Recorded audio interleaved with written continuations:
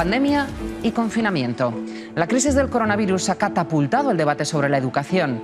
¿Pero en qué punto estamos ahora? Lo cierto es que todas las crisis actúan como aceleradores de tendencias. Lo estamos viendo ahora. Basta mencionar el caso de Google. El gigante de Silicon Valley ha creado sus propias titulaciones por 250 euros. Y el debate es evidente. ¿Pueden las empresas competir con las universidades en materia educativa? ¿Es la colaboración el único camino?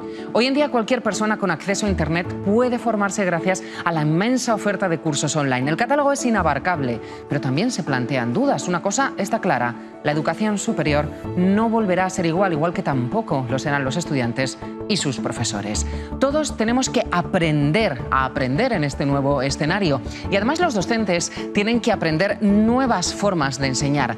Los nuevos formatos de aprendizaje están ahí, han estado desde hace mucho tiempo, pero ahora se han hecho más presenciales y más esenciales que nunca. Un movimiento que algunos llegan a calificar de disruptivo. La pregunta está clara.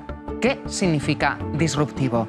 Nuestro primer invitado de hoy es profesor de Marketing y Estrategia en la Escuela de Negocios Stern de la Universidad de Nueva York. Empresario, autor, orador en algunos de los eventos más relevantes del mundo. Seguro que muchos de vosotros le conocéis por su magnífico libro For, el ADN secreto de Amazon, Apple, Facebook y Google. Un libro en el que Galloway se plantea las preguntas fundamentales sobre las 4 compañías más poderosas del mundo. Hoy Scott Galloway nos va a ayudar a comprender mejor esa disrupción en la educación superior de la que hablamos.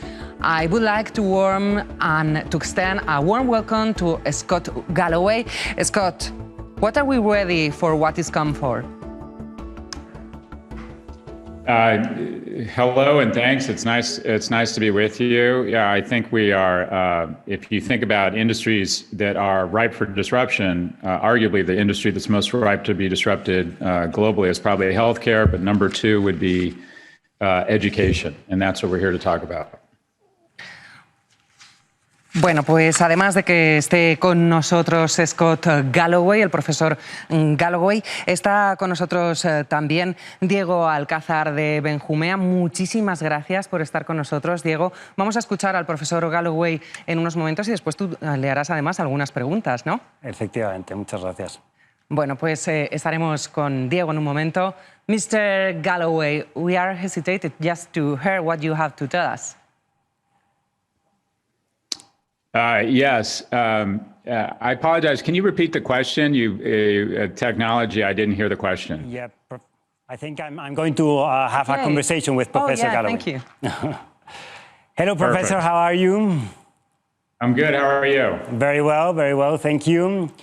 So, Professor, I heard you say that you grew up a son of an immigrant mother with no economic security.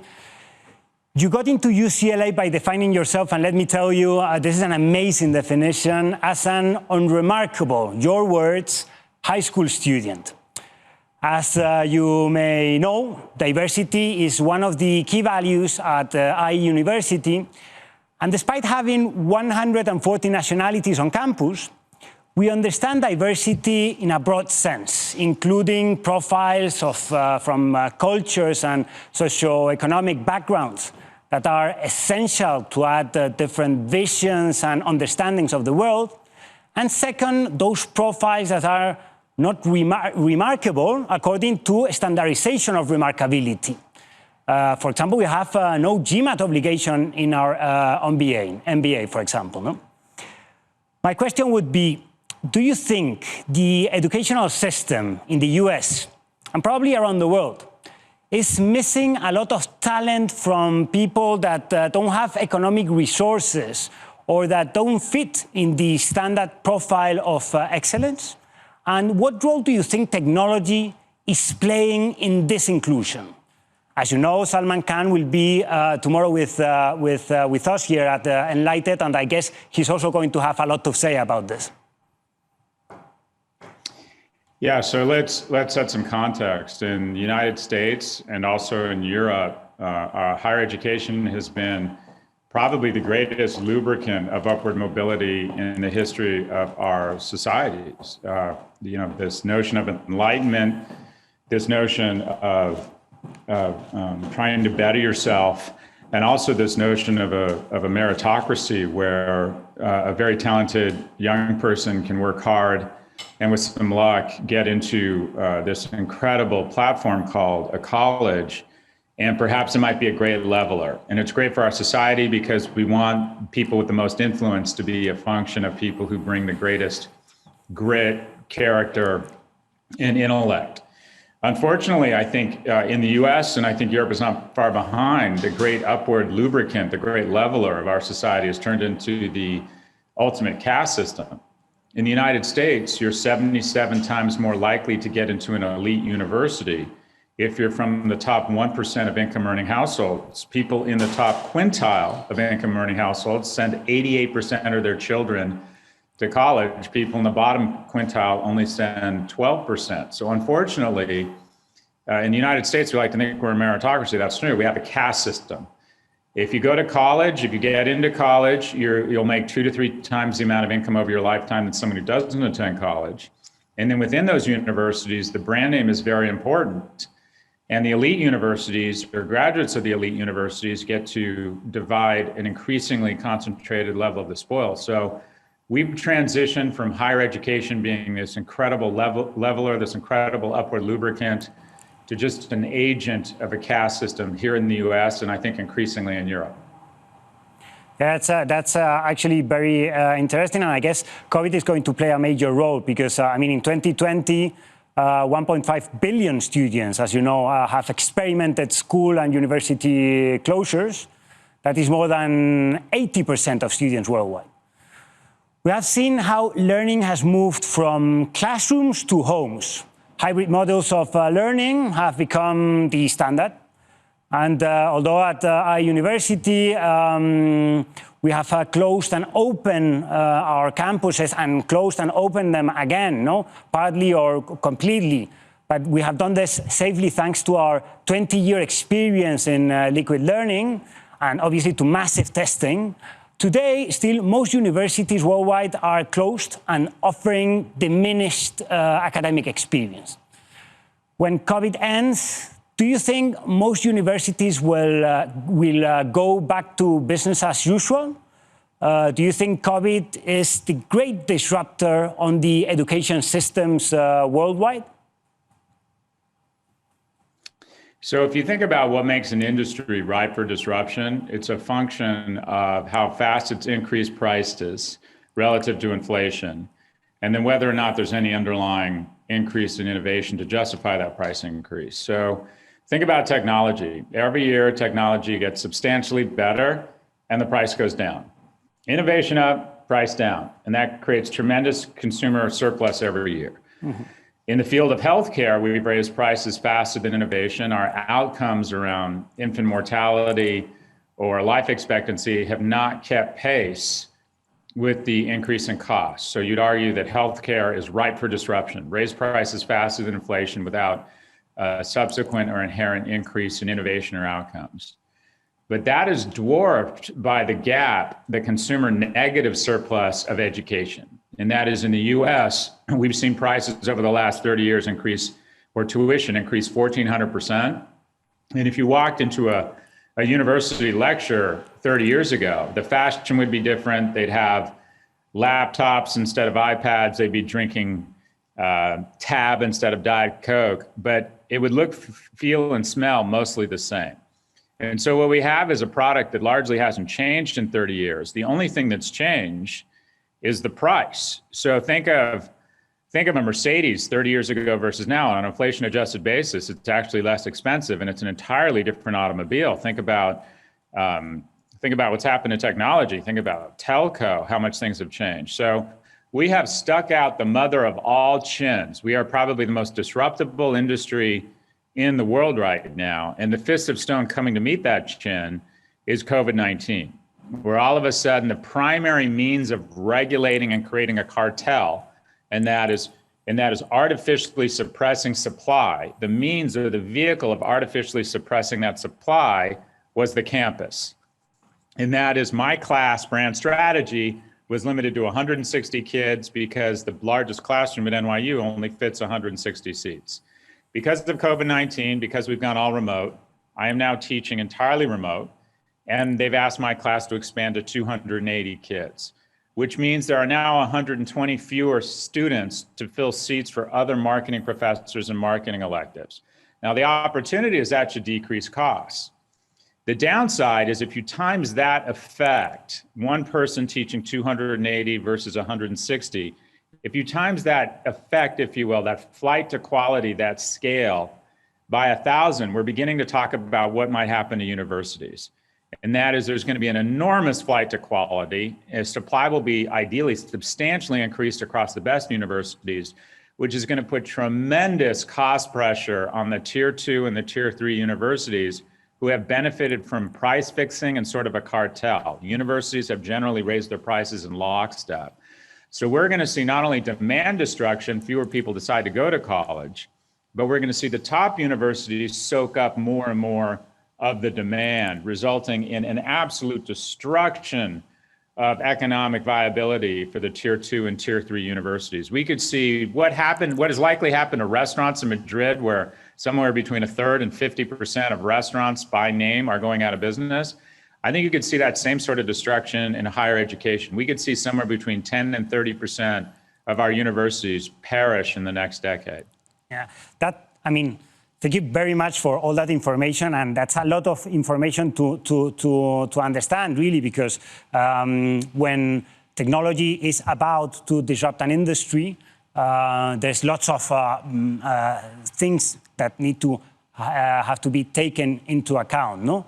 Let me also ask you this question as a university. I mean, you've been in Madrid to our university as an exchange professor, and you know that our purpose at IE is to foster positive change through innovation, research, and education. No? We say, although my wife doesn't like it when I say this, but we are in love with change.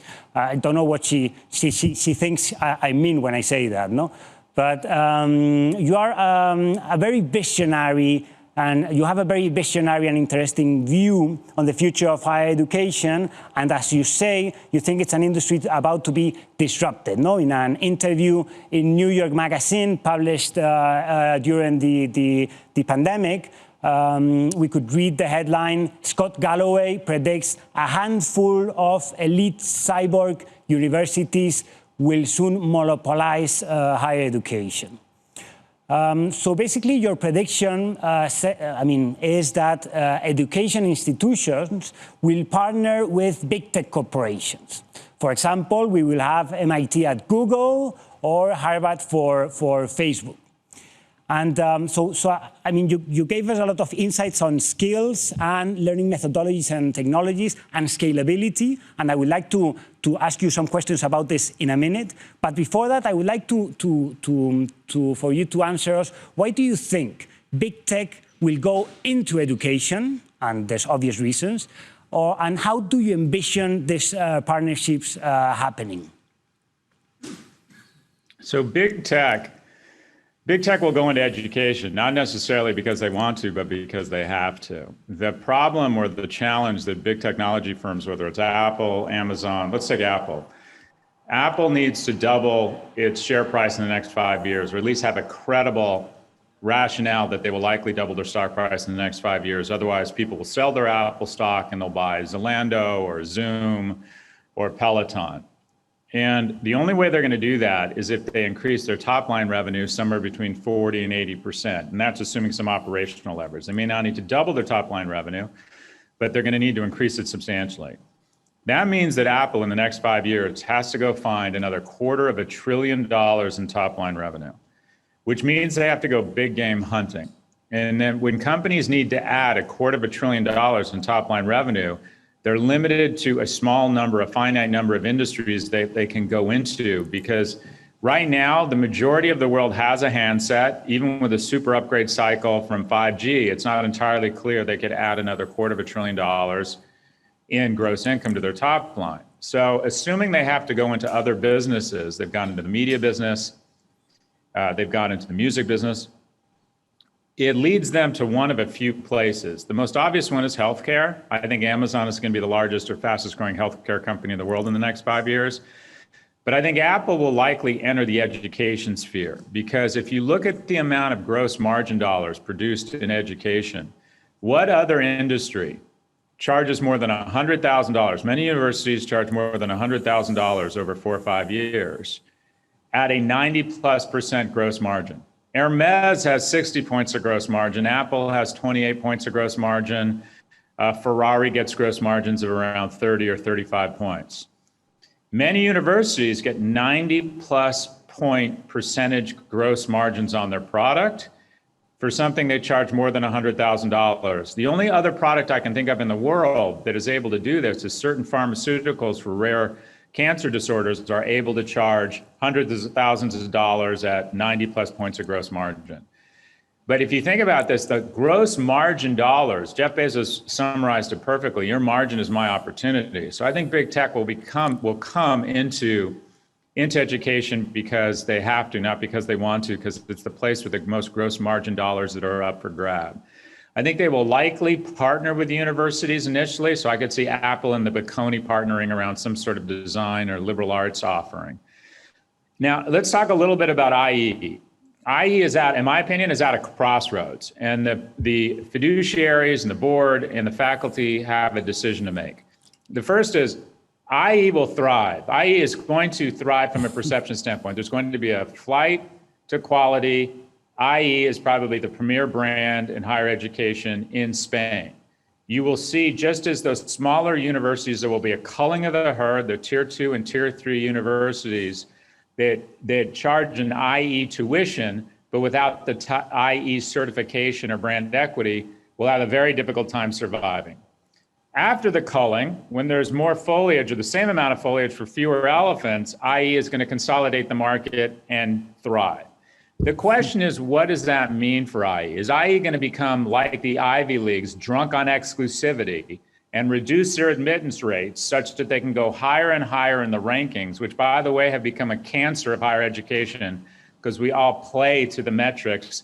We all study to the test. And one of the key components of a ranking is how low your admittance rate is.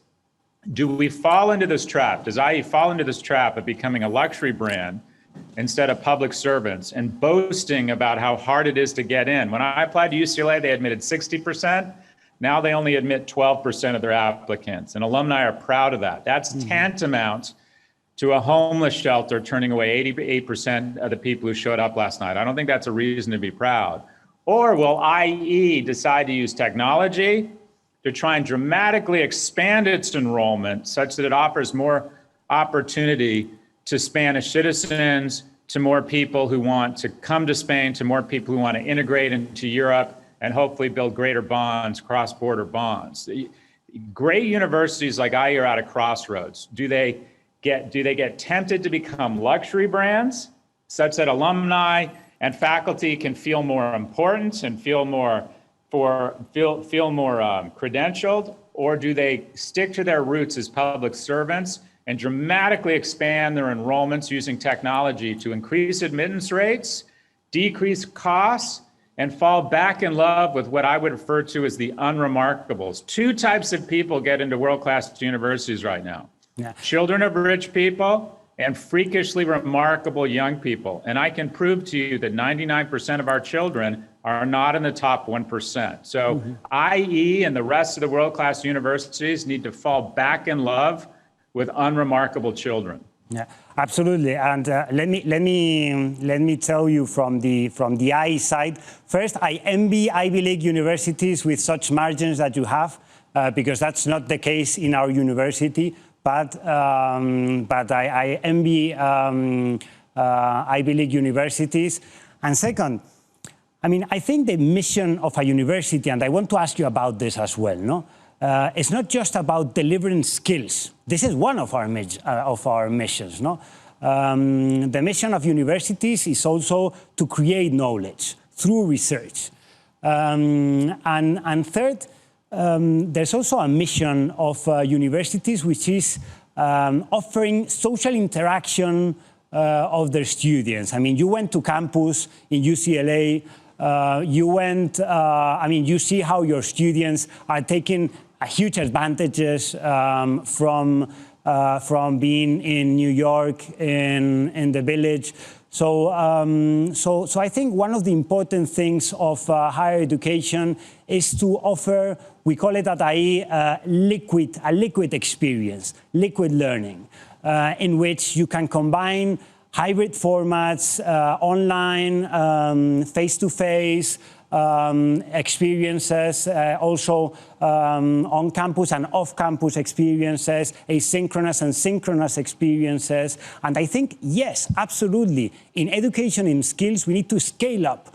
We need to scale up and to reach out much more people. And I think technology is going to be a great ally to do this. And actually, the pandemic is accelerating our, I mean, we've been in contact, we've been delivering liquid learning for 20 years, no? But other institutions are now getting into online and blended education, and I think that's a great advantage, no?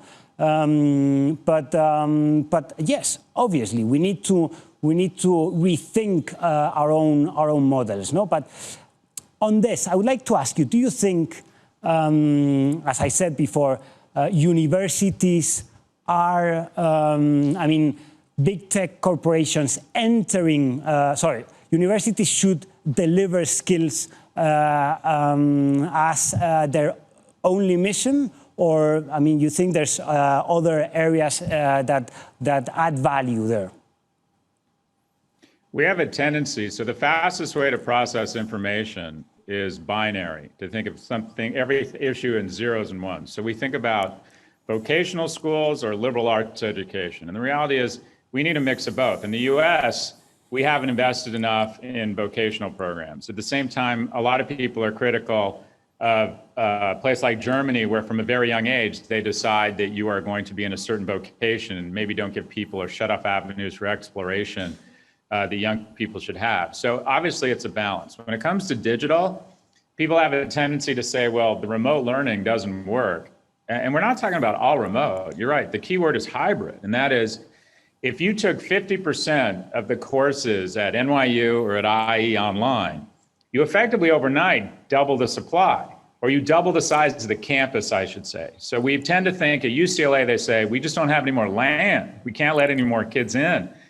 And that what you're talking about, so we could double, if you will, the supply, the primary governor or friction in dramatically expanding supply and decreasing costs has been classroom space and tenured faculty. And I think you could expand the supply of both of those things cost effectively with a mix of technology and in person. And I think the dirty secret is we could take half our classes online without much of an erosion in quality. Now, what you're talking about, the softer stuff, when I went to UCLA, I learned accountability. I went on academic probation and I realized that a lack of discipline and a lack of effort has ramifications.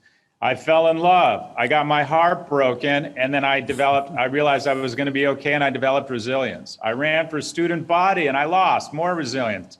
I joined crew and I learned how to push myself harder than ever before. I used to get too drunk and throw up and learn my limits. I spilled into adulthood in this wonderful, safe, joyous environment.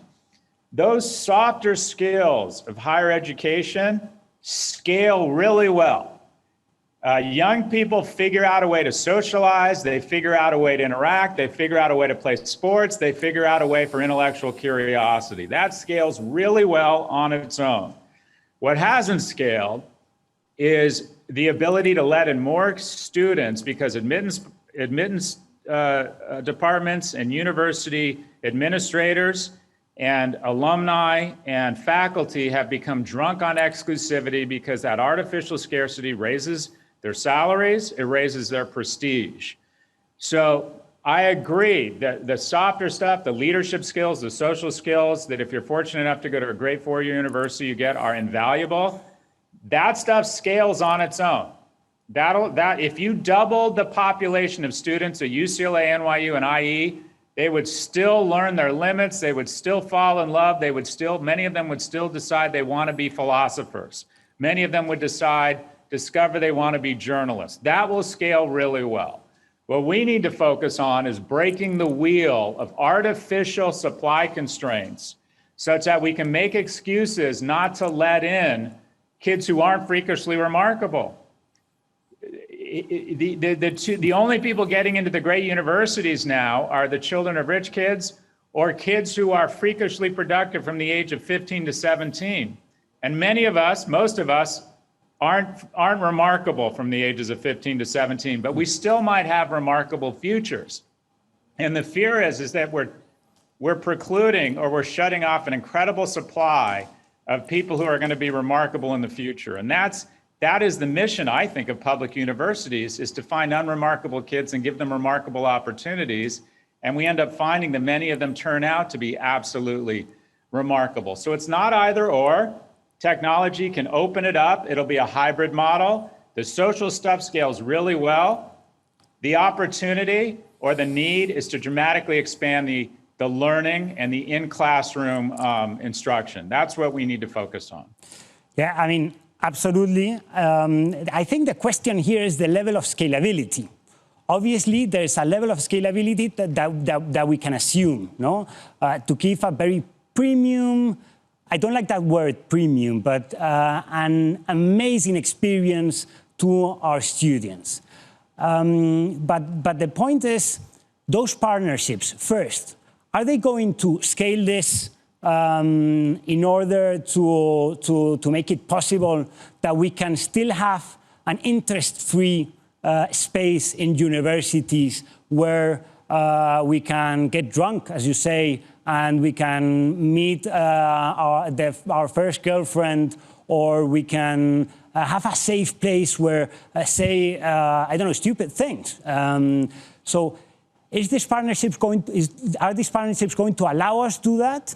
First, and second, what problems do you envision with this kind of partnerships? Because as far as every industry they have entered, they are now quite monopolistic in those industries. So what would be the outcome of those kind of partnerships if at the end they are going to end up really as a monopoly and all the threats that that implies, no?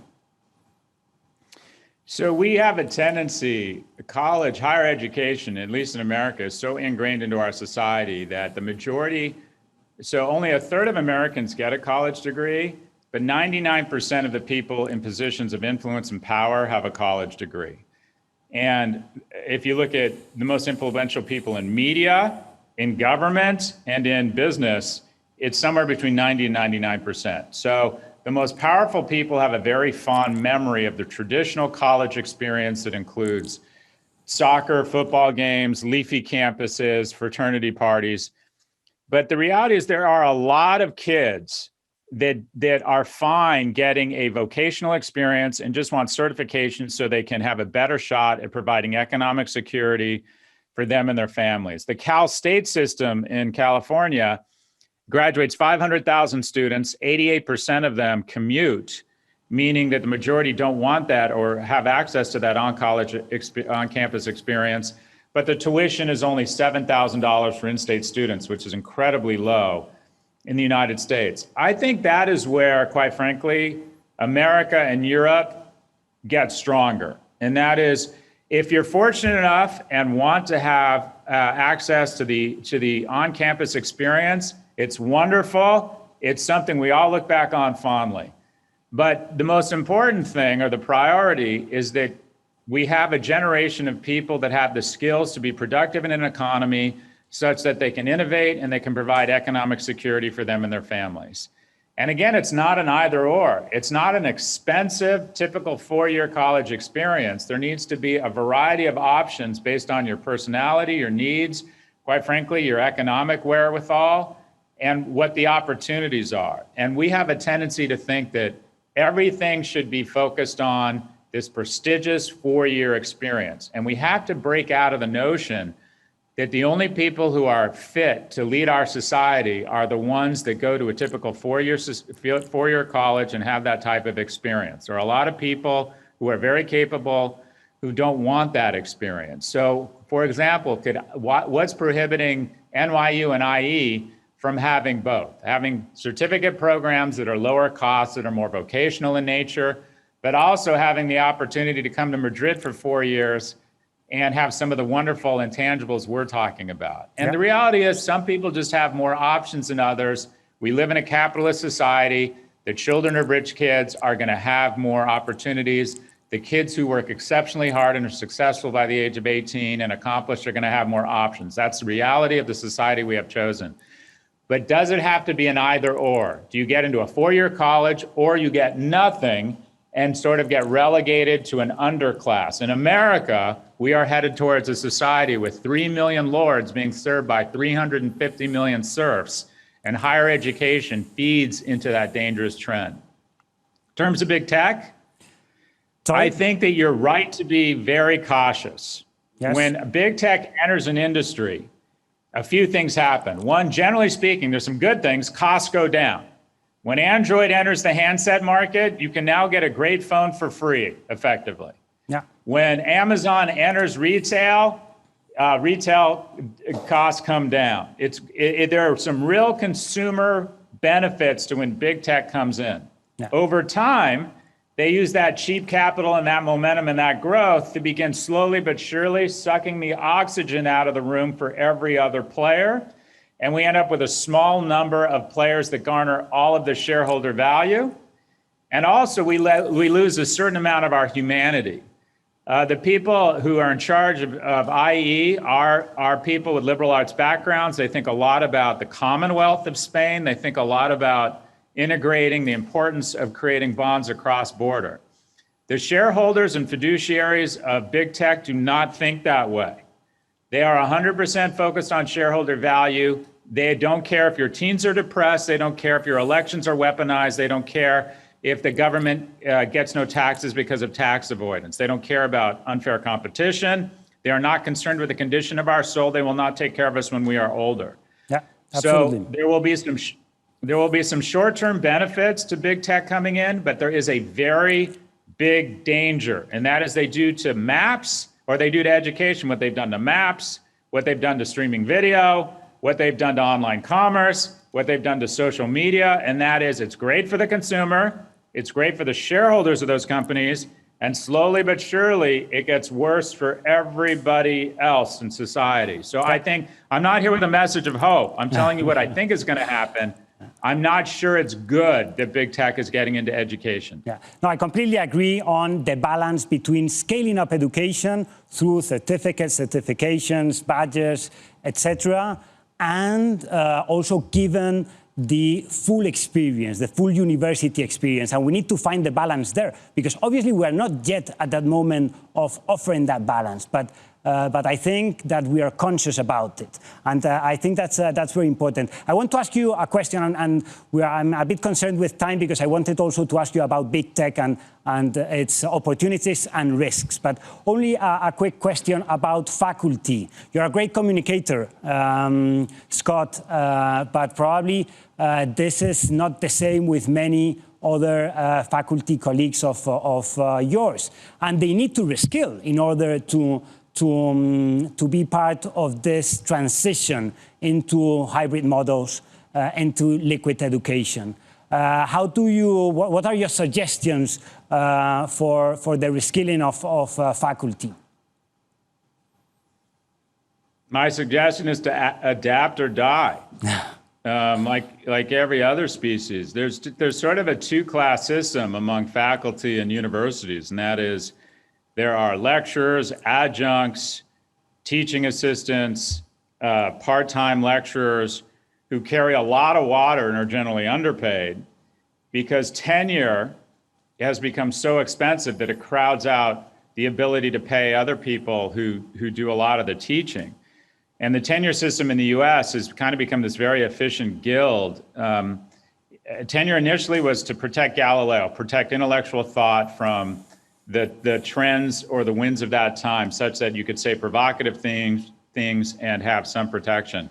The reality is, I believe at business schools, we don't need tenure. And that is, we haven't said anything that provocative in the last 50 years. The difference between dark water and blue water economics, the difference between GAAP standard, GAAP 1 and GAAP 2 accounting is not that controversial. It's become a means of increasing compensation and lowering productivity. And I don't make this statement lightly, but I think over the last 30 or 40 years, at least in the US, every decision that university leadership makes is largely focused on one thing: how to decrease their accountability while increasing their compensation.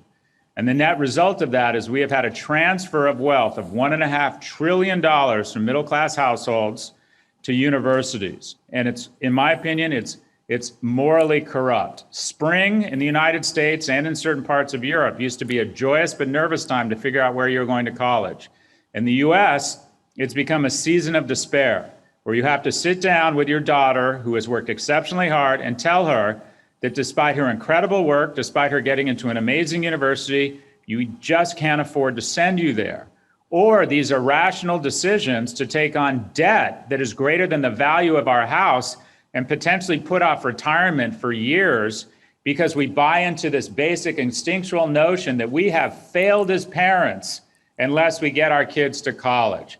So the income transfer that has been affected here, the transfer in wealth from middle-class households across Europe and US to universities because of a cartel and the fact that we are drunk on luxury, has been morally corrupt. And I think COVID-19 presents an enormous opportunity for faculty and for universities to face a fraction of the economic pressure that households and individuals face every day across Europe and the United States. Our arrogance and our self-aggrandizement has led us to believe that we are not subject to a fraction, or shouldn't be subject to a fraction of the same scrutiny that every business, every household, and every European and American has to face on their own. The reckoning is overdue. Yeah. So thank you very much for your sincerity. It seems that with COVID, we have had a decade acceleration in 6 months, and that this is happening across every industry. Some businesses, like the powerful tech monopolies that you just mentioned, will drive as a result of the disruption, becoming even bigger and monopolistic. And while technology has generated great amounts of wealth, it has also sharpened social inequalities, as you mentioned before. It has done very little to address global issues, such as climate change or helping the rise of populist movements in several strong democracies. In addition to this, they are boosting their revenues by selling their capacity to influence us through our data, with no real privacy policies in place. In my opinion, all this could even question the essence of liberal democracies.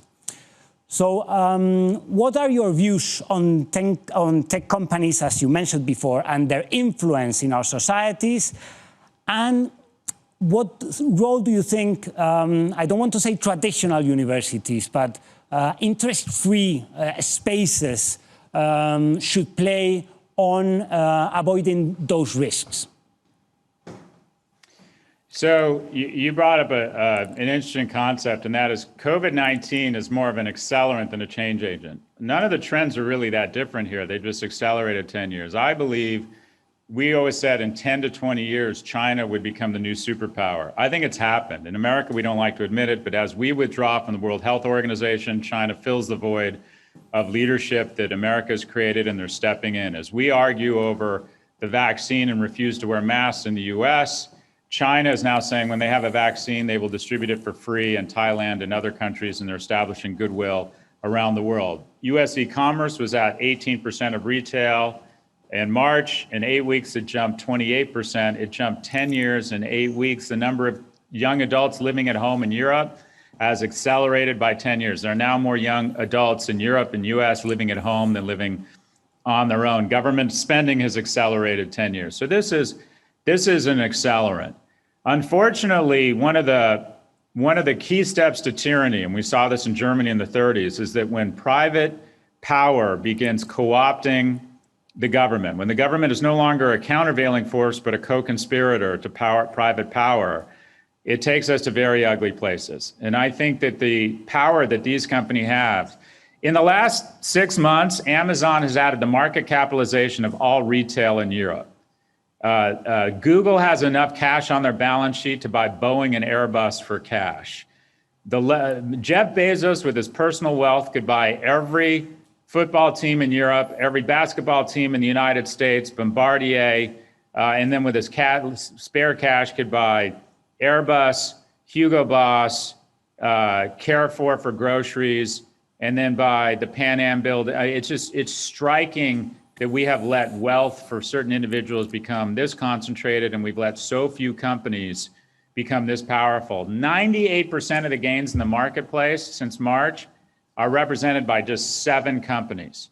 So while we take cold comfort in the notion that the market is up, the market is not up. Some companies have accelerated, and we just have to decide as a society, are we comfortable with an increasing amount of power, an increasing amount of the spoils being garnered by fewer and fewer companies and fewer people?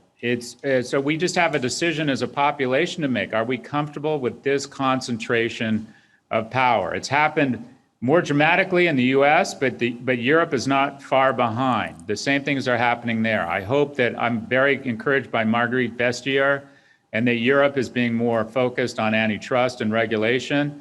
But these companies have blown by any reasonable test of a dangerous concentration of power.